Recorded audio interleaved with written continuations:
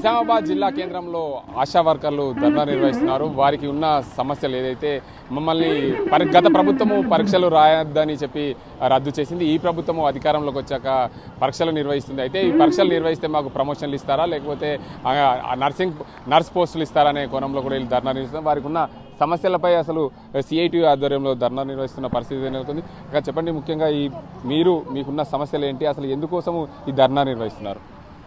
ఆశా వర్కర్లకు కొత్తగా ఏదైతే ప్రభుత్వం నిర్ణయం తీసుకొని వచ్చిందో ఎగ్జామ్ రాపియాలనే నిర్ణయాన్ని వెనక్కు తీసుకోవాలనేదే సిఐటిగా డిమాండ్ చేస్తూ ఉన్నాం. అదేవిధంగా ప్రతి నెల 2వ తేదీ వరకు జీతాలు ఇవ్వాలి అనేది, దాంతో పాటు బీసీజీ సర్వే చేయించాలనే అదనపు పనికి అదనపు వేతనాలు, అనేక రకాలుగా సర్వేలు, ఎన్సీఈడి సర్వే, ఈ రకంగా అనేక రకాలుగా సర్వేలు చేయించుకుంటూ ఉన్నారు. అదనపు వేతనం ఇవ్వట్లేదు. ఒక్క డెలివరీ కేసు లేకుంటే ఆ జీతాలను కట్ చేస్తూ ఉన్నారు. పొద్దున్న నుంచి సాయంత్రం వరకు అనేక రకాలుగా సర్వేలు చేసినాం, ప్రభుత్వం డ్యూటీలు చేసినాం అంటే దానికి సంబంధం లేదని చెప్తా ఉన్నారు. ఇది సరైంది కాదు. కనీస వేతనాలు గతంలో ఏదైతే సమ్మె సందర్భంగా ప్రభుత్వం, టీఆర్ఎస్ ప్రభుత్వం హామీ ఇచ్చిందో, అదేవిధంగా కాంగ్రెస్ ప్రభుత్వం ఆ డిమాండ్లన్నీ అమలు చేస్తామని చెప్పింది. హామీలను అమలు చేయాలన్నదే డిమాండ్ చేస్తూ ఉన్నాం. కనీస వేతనాలు ఇవ్వాలి, ఉద్యోగ భద్రత కల్పించాలి, ఈఎస్ఐ పిఎఫ్ సౌకర్యం కల్పించాలి, స్థానికంగా అధికారుల వేధింపులను తగ్గించాలన్నదే.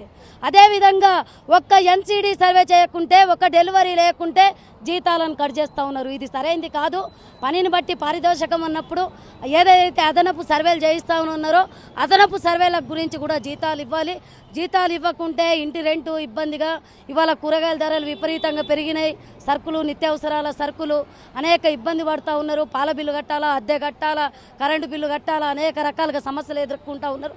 సమస్యలను పరిష్కారం చేయకుంటే కాంగ్రెస్ గవర్నమెంట్ వచ్చిన 6 నెలల నుండి కార్మికుల పట్ల పట్టించుకోవట్లేదు, కార్మికుల గురించి ఎక్కడ చర్చించట్లేదు, కార్మికుల జీతాల గురించి కూడా ఎక్కడ మాట్లాడట్లేదు.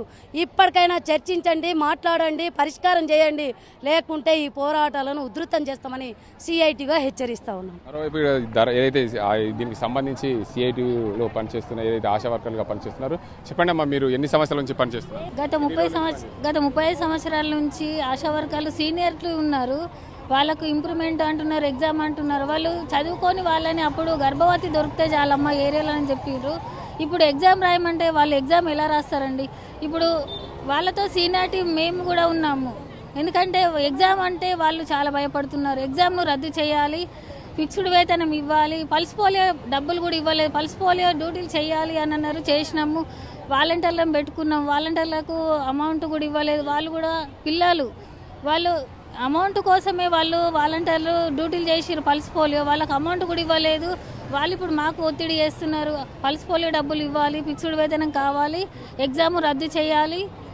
ఓకే సార్, దానికి చూసుకోవచ్చు. ఏదైతే పనికి తగ్గ వేతనం, సమాన పనికి సమాన వేతనం అన్నారు. ప్రభుత్వం అదనపు పని చేస్తుంది, చేయిస్తుంది, మాకు ఖచ్చితంగా వేతనం అధికంగా ఇవ్వాలి. అయితే గత ప్రభుత్వం పరీక్షలు నిర్వహణ రద్దు చేసింది. కాంగ్రెస్ పార్టీ అధికారంలోకి వచ్చినాక మళ్ళీ పరీక్షలు నిర్వహిస్తామని చెప్తున్నారు. పరీక్షలు రద్దు చేయాలి, మాకు పనికి తగ్గ వేతనాలు ఇవ్వాలి, ఏదైతే అన్ని పనులు చేపిస్తున్నారు మాకు దగ్గర ఖచ్చితంగా ఈఎస్ఐ పిఎఫ్లు కూడా కల్పించాలని చెప్పి ఆశా వర్కర్లు కోరుతున్నారు. ఇది ఇక్కడ పరిస్థితి.